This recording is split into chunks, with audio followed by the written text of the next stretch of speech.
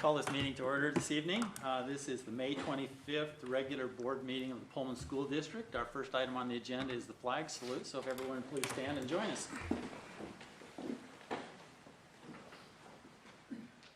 I pledge allegiance to the flag of the United States of America and to the republic for which it stands, one nation, under God, indivisible, with liberty and justice for all. Thank you.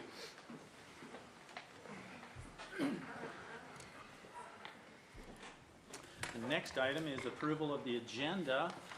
Are there any changes in our agenda for this evening?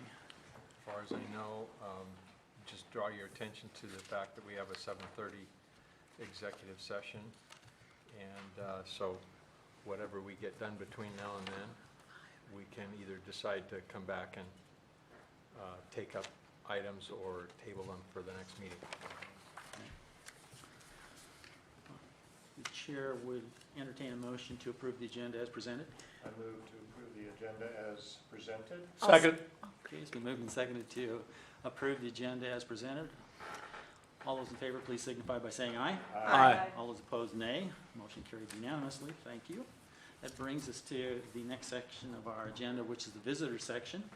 This part of the agenda is for anyone wishing to speak either as an individual or a group to the board.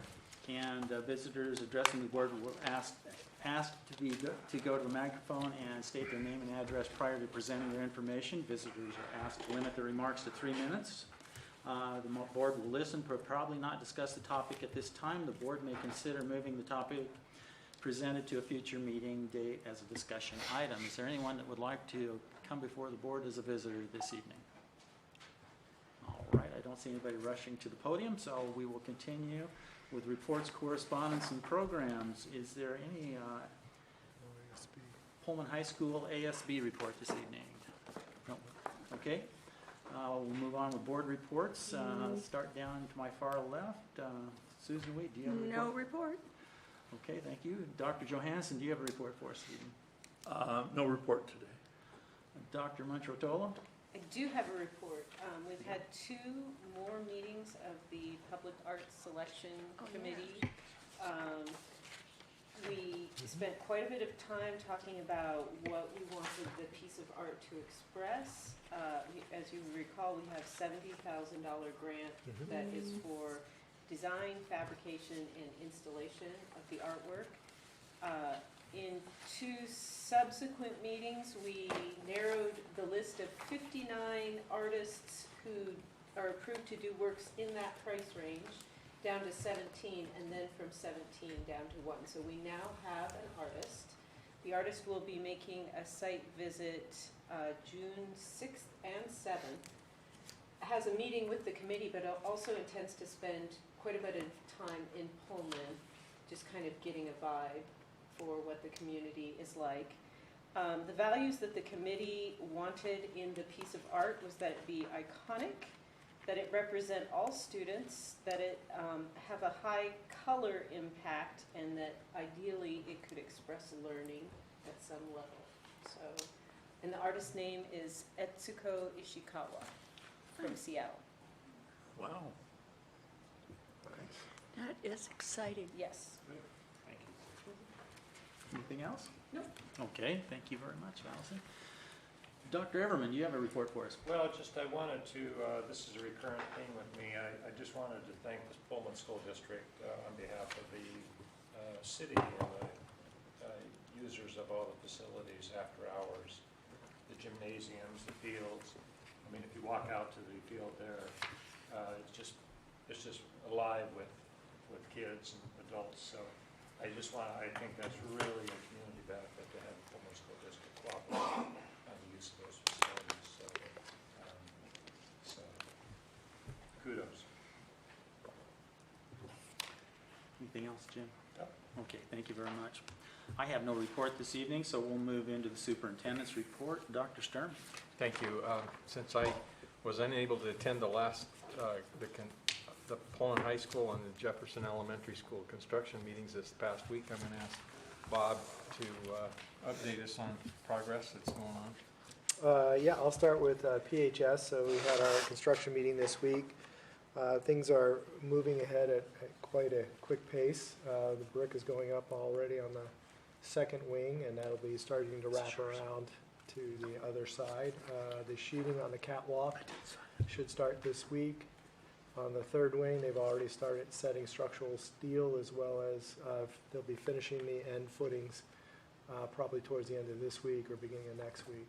So making a lot of progress. So I think you'll start to see the outside of the building take shape very quickly, and they're already framing the second wing inside on the floors.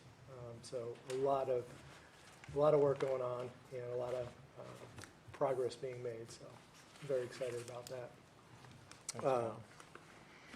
Jefferson, the east side of Jefferson, 2 classrooms are actually framed and sheeted, and so actually starts looking like a regular classroom on the end. On the west side, they believe they should have poured the slab today. They already have the footings done, so the west side of Jefferson is about a week and a half to 2 weeks behind schedule, but they believe they can make that time up during the interior phase, especially with the putting in the electrical. They have a little bit of leeway there as far as time, so they think once they get the slab poured, they'll start making a lot of progress. So, so those are the updates on the 2. Thanks, Bob.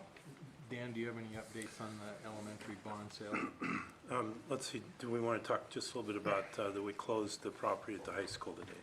And so the 8.89 acres that we sold up on Canyon View Road closed today. It took a while because we had to go through the city approvals of plat changes and things like that, but that was done today and completed, so it's good news. And then we did the bond sale, we did close, and we had pricing. We met and talked to Gores and had pricing on the bonds. We actually received a premium, and I guess maybe we haven't talked about this, have we? We did receive a premium beyond what the par amount of the bonds was, so we will deposit $23.5 million into the Capital Projects Fund and have enough left over to service the closing of the transaction and service the first year of interest in debt. And so that worked out very well for us in the market. It was perfect timing, and so June 8th will close. And so it's the duration. That's true. And we said it was 16.5-year duration to 17 years rather than 20. So that's great news as well. Yeah. So it's just been a win-win for us through that process and for the community. Thanks, Dan. Thank you. That's all we have. Okay, that concludes our reports this evening. The next item on our agenda is the consent agenda. We use a consent agenda to expedite our business at our board meetings. The board approves the use of consent agenda, which includes items considered to be routine in nature. Any item which appears on the consent agenda may be removed from the consent agenda by any single member of the board, and then we would act upon that separately. The remaining items will be voted on in one single motion. Is there anything on the consent agenda that any member of the board would like to pull this evening? If not, I would entertain a motion to approve the consent agenda. I will move that we approve the consent agenda as presented this evening. I'll second that. Okay, it's been moved and seconded to approve the consent agenda as presented. The consent agenda this evening consists of minutes of our last meeting, budget and status reports, expense warrants, personnel reports, personnel service reports, PHS, ASB, club report, and overnight field trip requests. And that concludes that list. Is there any further comments, questions, or discussion? Hearing none, we'll proceed to vote. All those in favor of approving the consent agenda as presented, please signify by saying aye. Aye. All those opposed, nay. Motion carried unanimously. Thank you very much. We'll continue on to our action items then. The first item on our action item list is the school meal prices for 2016-17, and our presenter is Sheba. Now, are you prepared to come up and speak to us? I have to jump in real quick in front of Sheba. Sheba's done a lot of work over the last 6 months in preparation for the federal audit that we just went through. And so Sheba, Diane, and I were at the entrance, and we're at the exit, and we went through 20 pages of analysis on the food service program. Sheba went through there with flying colors. We had one issue where we needed to add a little more peanut butter to a sandwich, and then 2 applications out of 234 needed a line filled out. And so, well, I was really proud of what Sheba did and wanted to recognize her for that. So thank you very much. Thank you, Dan. That was nice. Is that on one sandwich alone? Skip it on the peanut butter, Dan? Cutting back. So the reason I'm here tonight is because the school meal prices for 2016 and 17 school year need to be increased a little bit. And I understand, sorry about that. Oh, that wasn't me.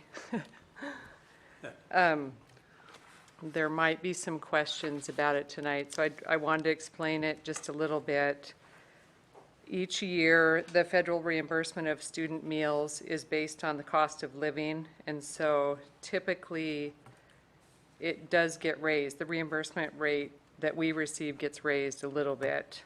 The 2016-17 school year paid lunch equity is $2.78, and so since we're at $2.70 right now, which is where we're supposed to be, we need to raise our lunch prices a little bit for next year. So I would like to suggest that we raise the elementary lunch by 10 cents from $2.50 to $2.60. The middle school from $2.80 to $2.90. That's a 10-cent increase. I'd like to leave the high school meals alone at $3, and that's really primarily just because $3 is easier to deal with than $3.10 perhaps, if a student's bringing money to pay outright for the meal, or I just think that it would look better if we leave it at $3 as well.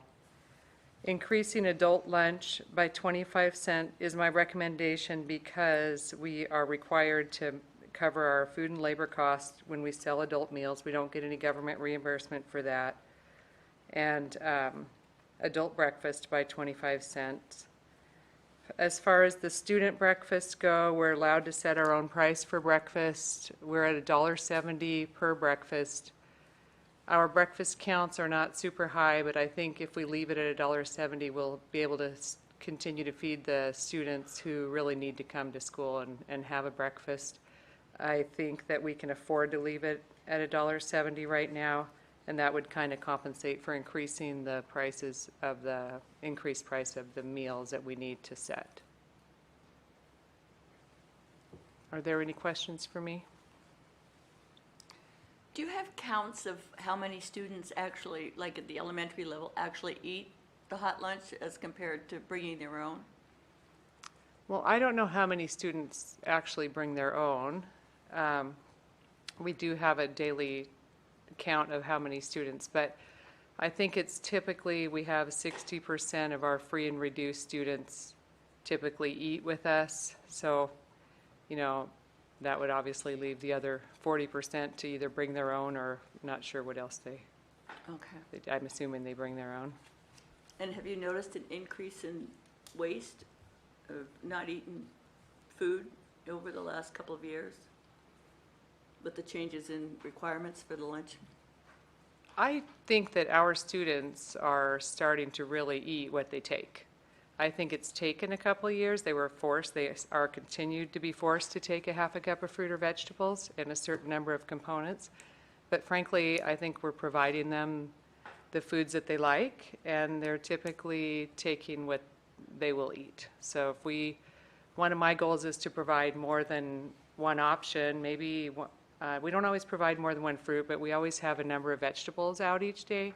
So they can say, well, maybe I don't want green salad, but I'll eat carrots or broccoli or, you know, peppers or things like that. Do they have that kind of option at the elementary level as well? They do. Okay, good. Thank you. Sure. Any further comments or questions? Thank you, Sheba. Thank you very much. Okay, this is an action item. What's the pleasure of the board considering? I will move that the board adopt the 2016-17 meal price schedule as presented this evening. Second. Okay, it's been moved and seconded the board adopt the 16-17 meal price schedule as it was presented this evening. Any further comments, questions, or discussion?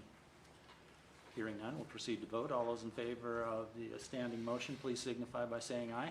Aye. All those opposed, nay. Motion carried unanimously. Thank you. That brings us to our next and final action item this evening, which is the approval of an insurance broker. And to present that is our Assistant Business Manager, Diane Hodge. Okay. At the last board meeting, we discussed the approval of a new insurance broker for Pullman School District. We advertised an RFP and received 2 proposals, one from Arthur J. Gallagher, our current insurance broker, and the other from Hub International. Our finance committee met and reviewed both proposals. Hub International actually had a slight advantage over Gallagher. They offered a couple other extra products that would benefit our employees, and we like the fact that Hub International has a local branch that makes it easily accessible. So we would recommend and seek approval from the board to approve Hub International as our insurance broker. Are there any questions? Any comments or questions? Thank you, Diane. What's the pleasure of the board concerning? I will move that the board approve Hub International as Pullman School District's insurance broker. Second. Okay, it's been moved and seconded. The board approve Hub International as the Pullman School District insurance broker. Are there any further comments, questions, or discussion? Hearing none, we'll proceed to vote. All those in favor of the board approving Hub International as the Pullman School District insurance broker, please signify by saying aye. Aye. Aye. All those opposed, nay. Motion carried unanimously. Thank you. The next item on our agenda is start of our discussion items. And the first item under discussion items is summer activities insurance, and the presenter of that. Whoops. Should be LMS Club. Oh, have I got the wrong? Oh, they added one. They added one, sorry. I must have. I was looking off the agenda that I brought with me. You can't I can't do. print these more Don't than trust 5 minutes. 5 minutes. All right, my This is the hidden agenda. Yes. Ooh. Okay, this is the LMS Club. To present that is Justin. Good evening, everybody. Thanks for having me here. Last 2 weeks ago at the last meeting, we discussed the new LMS Club and moving from Destination Imagination to the Rube Goldberg machine. We had some good questions that came up about that, and so I went back and did a little more research and talked to some folks and got things kind of straightened away, and I'd like to just present kind of some positives of what I found. One of the main things that came up was we have DI in elementary and middle and high school. And the question was if we move to Rube Goldberg at the middle schools, does that throw anything off in our balance there and the progression of the program? And Carl made a nice point about sports and how the continuity of that. And so I talked to our advisors at the elementary level and at the high school level. The elementary advisor was excited about it, thought it'd be a good idea for us, like the creativity of it. And high school as well was supportive. Like that there may be, depending on who you talk to, a little more arts involved with this Rube Goldberg piece, and actually said that students coming into DI might be a little more well-rounded having this piece coming out of the middle school, moving into high school. So that was one piece that was real positive for us. Another one I kind of mentioned it was the arts fact. These are both fairly similar programs if you look at them at the heart of them, but there's a little bit more art involved with the Rube Goldberg, and a part of that is because students are having to use video and create their project is getting submitted online, and so they've got to really sell it with a fun skit and really get involved in what they're doing to kind of sell themselves with the program. Third thing that I thought was important for us, that's another positive thing, is the funding. Because Rube Goldberg can be kind of done at home, it's about half the cost of Destination Imagination. We're not having to travel. We're not having to look at hotel rooms or getting up extra early and travel down to Tri-Cities or wherever we may be. So that's a big piece of it as well. And really lastly is the volunteers. Both groups need volunteers. Destination Imagination is now requiring our volunteers to get 8 hours of training in before they're ready to be a volunteer, and right now that's in Spokane. So we're asking people to volunteer time, get up at 4 a.m. to get to Tri-Cities for a 7:30 event that will start, and go to Spokane before that for an 8-hour day training. And Rube Goldberg can be online and or more locally done. So there's another positive for us there. So I like that the advisors at the elementary and high school levels were very supportive of it.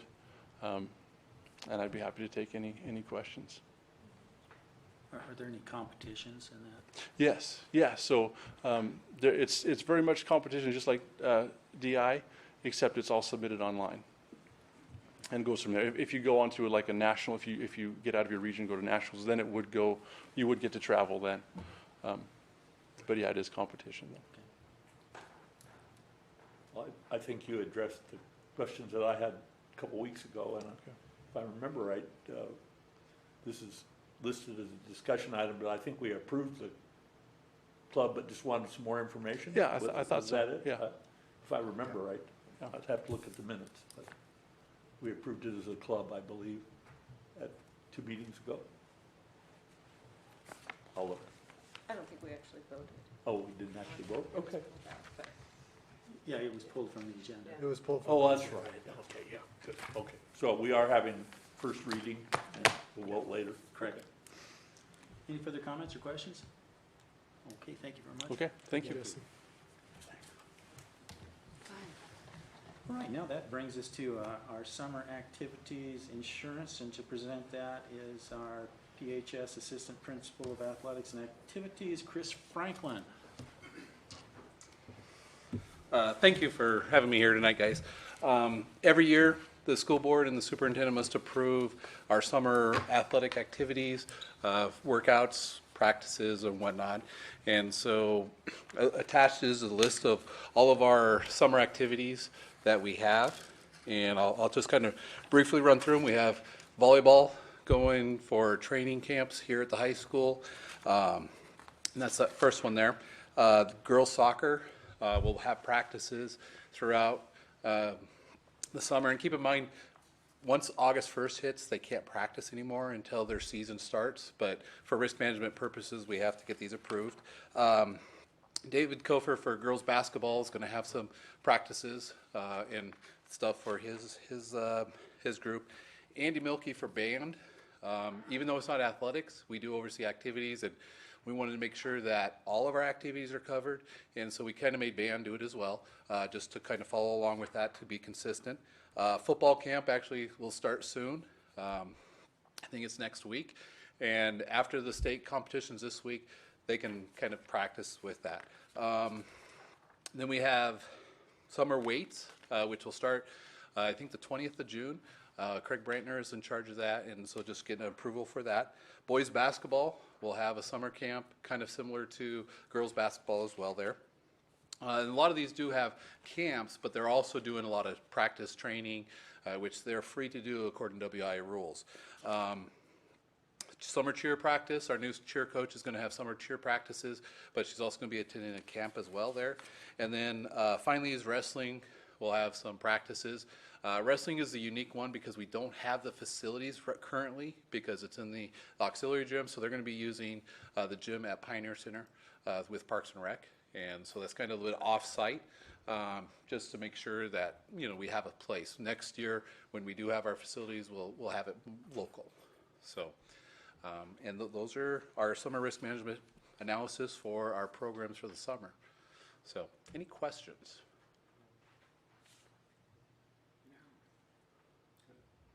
Carl, you look like you have a question. Good. No. All right. So, you look like you had some. So, all right. Thanks, guys. Thank you, Chris. Thanks. Very good. Of course, those items will come back at our next meeting to be acted upon. The next item on our discussion list is the board meeting schedule. Dr. Sturm, did you want to present that? Thank you, yes. I'll go ahead and present that to you tonight. The draft schedule looks very much like one you've seen every year for quite a few years, with a couple of items in there that are tentative. I think we have, we always have July. We have a tentative in case we have a late session out of the legislature for budgeting. We have, let's see, one meeting in December with a work session. November is WASDA annual conference, so we only have one meeting, regular meeting in November. And then you'll notice we have work sessions scheduled. We don't always conduct those, but we have them scheduled once a month and get them on the calendar.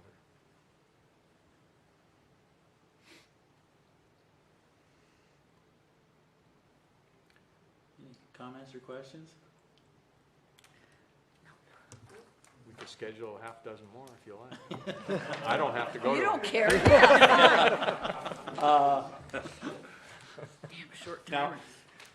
I guess because it's Spokane, when we have the conference, it's back to the finish on Saturday schedule Yes. this year? Yes, Wednesday, Saturday rather than the yes.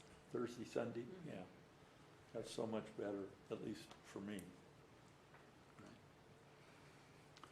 Any further comments or questions? All right. In that case, we will move on to the next item on our agenda, which is the middle school social studies curriculum adoption. And to present that is our Assistant Superintendent, Dr. Maxwell. Well, thank you, and I'm going to bring up the Lincoln Middle School Social Studies team that's been working on piloting this recommended adoption for the past year, and actually it's been, they started last summer working on reviewing and different texts and publications, so I'm going to invite them up to present the information, so come on up.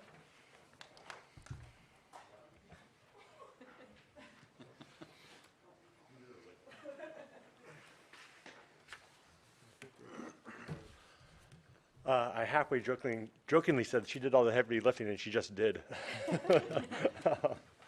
We've started this last spring, spring 2015, through collaboration and students that transferred into the district. Let me introduce myself first. Rex Thornton, Lincoln Middle School Social Studies. Janet Folfs, Lincoln Middle School Social Studies. We also worked with Kristen Walker. She Is that state track right now? Yeah, so- it's state track right now, but Janet and Kristen really got that rolling this last spring. Got a lot of books coming in this last summer that we came into Dr. Maxwell's office and previewed this summer. And then settled on a few books, but the adoption of the curriculum really became obvious over the last couple of years with talking through collaboration with the high school and also with students who had come into the district. The things that we're looking at, it was we really need to adopt a curriculum that aligned with the state. 8th grade right now, we are going to move, or we did this last year, we moved U.S. history from up to 1914 down to the 8th grade. We also rolled 7th grade, or Pacific Northwest history down to the 7th grade level, and that's what most of the state is aligned with right now. Our last adoption was in 2005, and right after that, the state shifted some of those classes on us, and so we've been out of step with them for the last 6 or 7 or 8 years. Now, the books we've settled on, we're really looking to align it with the Common Core. We wanted to focus more on the essential skills in social studies, research, presentation skills, evaluating sources, citation of sources. There's several things that we were looking at. And we also need to replace those worn textbooks. You can kick me out of the way anytime No, you want. you keep going, you're doing great. On enriching the curriculum, enriching support curriculum, Common Core, Smarter Balance, AP style writing. At the 6th grade level, about 4 or 5 years ago, English and math shifted a bit. They split three periods. Before that, English had 2 periods, math had 1. Now they each have a period and a half. And so we really saw social studies kind of, to step in to help with that writing process. Janet's done a great job this past year coordinating with 7th grade English. They're going to roll that out next year for the 7th grade English and math model. And so she took her initiative this year was to work with the English teachers in 7th grade to take some of that writing process, the research process, more intentionally. Yeah, integrating it, putting it into the writing in history, and actually making essays. I was finding myself last year having to go outside and into the internet to find ways to put writing into the history outside of our textbook that we had, especially in world history, but in Washington State history as well. And as we have the Common Core, we need to have something that's embedded within the textbook itself. This textbook that we're looking at has a writing element to it at the end of every single unit. It prompts the writing, and it asks for us to have those Common Core aspects to it. And it also aligns with the AP style that they're going to be doing up here at the high school. That's where the high school social studies teachers are going as well. So we wanted to have a book that had that writing element. It was very important to all of us. That's what we really attracted us, the books we've selected, is that writing portion. I know with in the past years, my kids in 6th grade have been doing projects throughout their, stay in my class and trying to teach how to write a thesis, how to develop research questions. All those things have been tough, and so finding a book that actually addresses those things was a godsend in a lot of ways. And this one has more primary source documents, where normal textbook has like snippets of a primary source document in it. This one actually has our world history and the U.S. history have more specific dedication to primary source documents. And the Washington State history actually has a page in every single chapter that says primary source document tools. It leads the kids to know exactly where it is and know what that is, and to tell the difference between a secondary source and a primary source. So it's very important. And so that writing process in the book was embedded, and like you said, the comparisons of biographies. One thing that Kristen noticed is she really liked the contemporary perspective on historical issues as well, bringing it more to our modern eye. Also, and I didn't look at the U.S. history book as much, but she said it did provide a more inclusive, or a variety of topics for a more inclusive approach to the history. In 6th grade and 7th grade, it's really a world history class, and that's been the case for the last 10 years. So the 6th grade teaches ancient civilizations up through 500, and then 7th grade teaches 500 to 1500, and that book covers both. And this past year, as part of our collaboration together, Janet and I have been developing a rubric that starts off in 6th grade, introduces the kids to research skills, and then finishes off, hopefully, in 7th grade with more intensive writing with their Pacific Northwest history class. This book is awesome because it's linked with the History Channel. So the technology piece is always updating. It's always doing a good job with that. It has multimedia components that really engage the students' learning. And it also has, like I said before, the writing workshops that are really clear and give really great directions for the kids.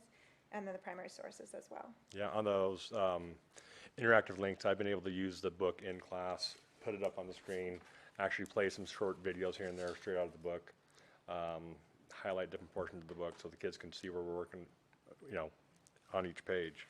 It's not saying it right there, but we do want to have these content readers that are in addition to them. This one is for 6th grade, and it hits the ancient world, and this one is for the Middle Ages, which is what I teach currently. And we found, there's one also for the U.S. history book, we found that these work really well with our high cap students to give them a different perspective of history. We get them out of the box a little bit and add a little bit more rigor to what they're reading. So this has been a really great option. I've used it quite a bit, and Kristen Walker used it a lot this year. Yeah, and I've incorporated those in 6th grade too this year. 7th grade Pacific Northwest history. Yes. This book, it is a new updated model, and the reason I like this book is because it has the essential questions that the state it asks for us to follow, and they're at the beginning of every single chapter, and it kind of guides the students through answering those essential questions while still making them use their critical thinking skills. And they do this through vocabulary, the primary source documents, and they really focus on the social studies skills, which I think are really important. The graphics, timelines, and biographies in this book are fantastic, and I think they really engage the students way more than our old textbook. So, in 8th grade, Kristen's not here, but they're starting to look at doing U.S. history up through World War I. The high school picks it up after there at the sophomore level. And so this just brings us in line to where the students, once they're done with middle school, they can step into the high school program and continue their studies. But again, same, Same publisher. Same publisher. Same aspects that the World History book has. So it's easy for us to collaborate with the elements. The writing workshop is at the end of every single unit, just like the World History book. So, and they didn't have a curriculum, so this is, they've been piloting it this past year. yeah, so this is their book, So- but before that, they didn't have a textbook. Yeah, So and so they've been putting together their program this past year. as it's been moved down to 8th grade from the high school. Yeah, so this is the first year they've taught this at the 8th grade level. The last page It's our budget. is the budget. So we are asking for classroom sets of all of these textbooks. The 160 would be for 3 teachers of, 160 is because part of it's going to 6th grade, part of it's going to 7th grade. Yeah, 80 would be going, of the ancient world content readers, which I showed you with the small books, would be going only to 6th grade. The 80 of the world in transition would be going to 7th grade. 120 is for 3 different classrooms that would be using United States history textbook. And then the 120 would be the content readers for each classroom as well.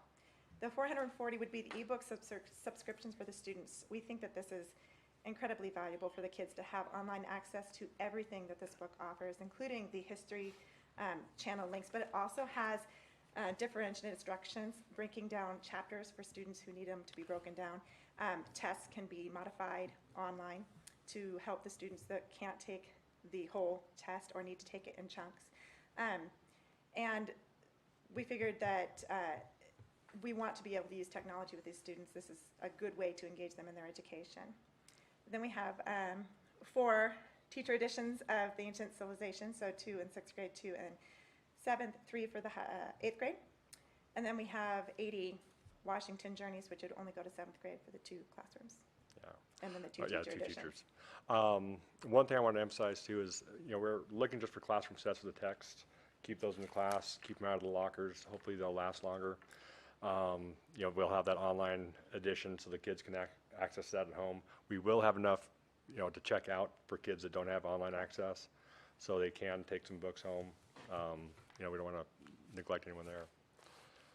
Are there any questions? Sounds great. Is there a trial set that I could look at? We'll leave these here. Okay. Yeah, There's one from every yeah, section here. all the books we're looking at right now. And I'll just add in, we had a very good discussion at our last CAC meeting regarding the presentations, and they've actually presented to the CAC 3 times throughout this pilot. One of the, and I know it's not, I didn't see it included in this budget, but we had a really difficult and interesting conversation on Chromebooks, so students could access the ebooks. And so I'll be working with technology and with the building principals to see if there's a way that we can increase the number of Chromebook access, and because they do use these a lot for the writing right now. What we're finding is we're using them so much that people are booking them for the whole year, like on a Tuesday, and all of a sudden it's not available when you want. So we're trying to increase that access, that technology access, and we had a conversation about, should that come out of curriculum funds, should that come out of technology funds? Is that becoming more with more ebooks coming online? Will that just be part of the curriculum purchase? So we struggled a bit with that conversation, but we recognize that we do need to increase the access for students to be able to go online, because I have gone in and observed when they are, it's nice to pull it up on the screen and have the live interaction, but it makes a difference when the students have their Chromebook there so they can be working or writing on their assignments right there and saving. So that's something that we're looking at, is how do we increase that access? We do find it is a huge benefit to be able to use Google Docs and share them with their English teachers. Yeah. And that's what I've been doing, is finding that writing piece within these books and Yeah, sharing that with them. one thing too is, that technology piece, we're all still learning how to do it on our end. I have kids turn in thumb drives and email me stuff all the time, or Google Docs. But, for hitting the low kids, the kids that struggle, having that technology piece is great, and also the high kids. The kids can really go off and explore their own areas. And so that's what we've kind of developed is, kind of a curriculum that will hit all those kids right now, hopefully. Just quickly to say, even though it's a problem, we don't have enough, and that's all the problem. The exciting part is that the Yes. social studies and language arts side is super exciting. Thank you for all the work that you did as you put into it. Yeah, absolutely. Yes. My question was about the History Channel. I'm not familiar with it, so what is how is that an advantage for the students? When we were looking at it, all the books now Every single one. partner with another broadcaster of some sort. Okay. History Channel wasn't our first one. A lot of us like PBS, but they didn't have the writing program. And so when we were looking at the books, we were really, it was the writing program that we wanted. So it wasn't influential in your decision, you were more, it was the writing piece. It was the writing. It was And the then writing this piece. just happens to be. Yes. It's a great benefit, but it was the writing piece. Yeah. So how is it a benefit? Like, will you show videos or? In the book, if I had the book up online, they're actually in the textbook that I'll broadcast on the page or on the screen. There'll be little Little H icon. signs, little Yeah. icons that might run through. The one I showed recently was the Battle Marathon, and it was just a little 5 or 6 minute animation of what the Battle Marathon looked like, and so the kids could actually look and see what was going on. Or they can, there's a little short video on the Taj Mahal. When you get to Islam, it talks about the Taj Mahal, and it just kind of introduces them and shows them what it's like. It also has an animated history, too, where you can click on it, and it'll kind of take you through timelines. And that's a fun way to see it, rather than just, on a piece of paper, it moves you through, so, Okay, thank you. yeah. On the Washington State history, Yes. is it like the Leschi, when the legislature redid the trial and found that he was not guilty and shouldn't have been hanged? Which version do they have? Yeah, do you want to get this Sorry. one? Tag! On the history side, one thing that we've kind of found out is fourth grade does a great job of covering all the way up through 1800 or so. Yeah, WISO does, exploration. And yeah. so we jump in. Oh, fine. And so we jump in. No, Chief Leschite later, but he should be ours. But she's actually done a great thing on her treaties. We had the kids read all the treaties. Well, actually, I went with OSPI with the treaties. So this does a great overview. It gives a lot of visual images, which I think is fantastic. But as far as the Native American, I went ahead and went with OSPI's recommendation and taught the treaties through some of their ideas. And then we got the vocabulary and the backbone from the textbook. So So does it talk about how, what drives me crazy that you're, here we are trying to change history, Yes.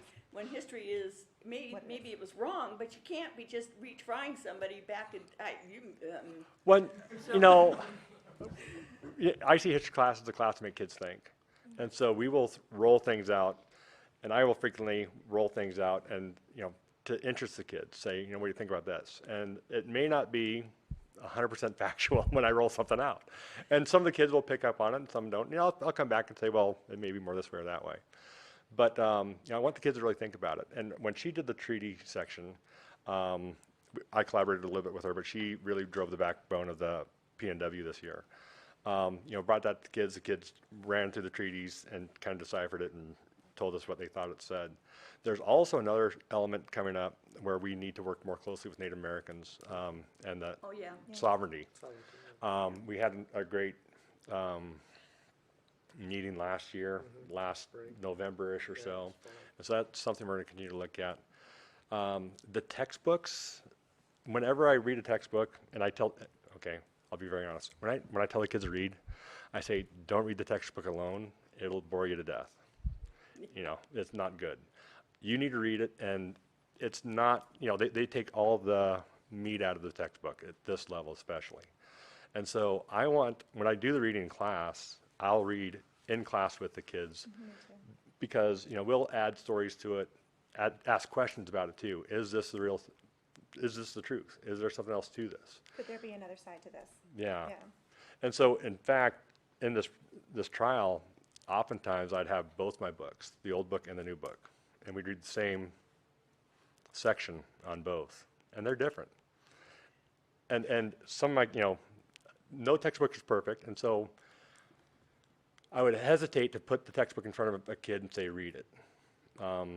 In this new book, it has biases, it has prejudices, it has things that we point out. But that's the point of teaching, is you teach the kids how to find that bias and to think about it. and to critically analyze it. Yeah, And, so, and to challenge them, we're not the answer keys either. So what is it actually saying? And, I also encourage the kids to go home and talk to your parents, because I'll tell you what some people believe, but, I don't have the truth here. So go talk to the people you respect, your family, church, synagogue, wherever you go, and, discuss with them what do you see? I think the basic thing that we're trying to say is we think that these books are great backbones to our teaching. Yeah. And give that foundation to the students that they need to jump off and explore further, so. And that's one thing that both of us have done this last year, is really encourage, that is just a jumping point. When I introduce a topic to my kids, I'll skim with the kids in a period 50 or 60 pages. And I'll just throw out highlights. Here's this, here's that, here's something interesting, just to see what, give ideas to the kids. And then in a week or two after that, I let the kids come back and tell me what area they want to study. And so they take their own interest areas and pursue the class that way. And I'll just add too that OSBI has the tribal sovereignty curriculum online. Yeah. And it's been vetted by all but I believe 4 of the tribes, recognized 29 tribes in the state of Washington. We've also done a partnership with WSU where we go down to the Nez Perce and review a lot of their primary documents, and the teachers have received instruction. And we're talking about ways to do that with our secondary as well, so. Oh, my thing is, history sort of, to me, is what it is. And so when you go back and do a new trial on something, it's like, but, okay. It's so, it is, it may not be good. I'm not saying that at all, Yeah. but it is what it is. Yeah. So, Yeah. that's all. Okay. Sorry, thank you, guys. Any other questions? Do you guys have any other questions about the curriculum? Further questions, comments? Thank you very much. Thank you. Thank you very much. Do you want the books here? Yeah, we'd like to, I'd like to see it. Yeah, Got 'em? Thank you, Ken. thanks, Thanks, Jan. Rex. Of course, good to see you. Good to see you. And we'll have those books at the Yeah, district office. no, We'll have the books at the district office as well, so if Great. you need. Okay, very good. That completes our discussion item list for this evening. The other items on our agenda are informational items, which updates us on the administrative requirements and gives us our board calendar and current enrollment numbers, so you can peruse through those. We do have an executive session scheduled for 7:30 this evening, and it's going to be for employee hearing. So if you would like to, is there anything else that we failed to discuss that you'd like to discuss in a regular meeting? no, I will move that we now wait for a while until 7:30 and then hold our executive session to review the performance of a public employee. Okay. I would ask this evening for a motion to move into that executive session so that we make it formal this evening. I so move. Okay, it's been moved. Is there a second? I'll second. It's been moved and seconded. The board will now hold an executive session to review the performance of a public employee. All those in favor, please signify by saying aye. Aye. All those opposed, nay. Motion carried. So we will be in recess until we can organize and start our executive session.